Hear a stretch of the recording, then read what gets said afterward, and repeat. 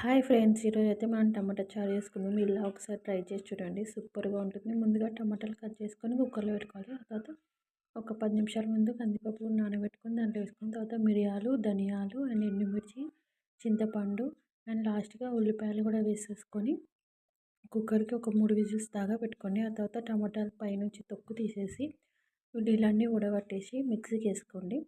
మిక్సీకి వేసుకున్న తర్వాత వాటర్ ఏమి వేయకుండానే మిక్సీకి వేసుకోండి.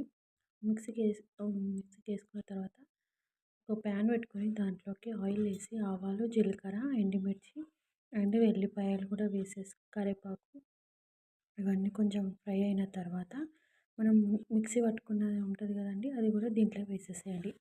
ఆ తర్వాత దీంట్లోకి మీకు సరిపడినన్ని వాటర్ కూడా వేసేసుకోండి. కొంచెం చిక్కగానే బాగుంటుంది.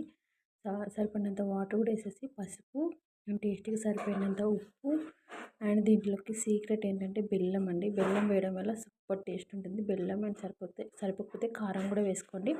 లాస్ట్లో కొత్తిమీర చల్లుకుంటే అయిపోతుంది. నచ్చితే like, share and subscribe to my channel. Thank you for watching.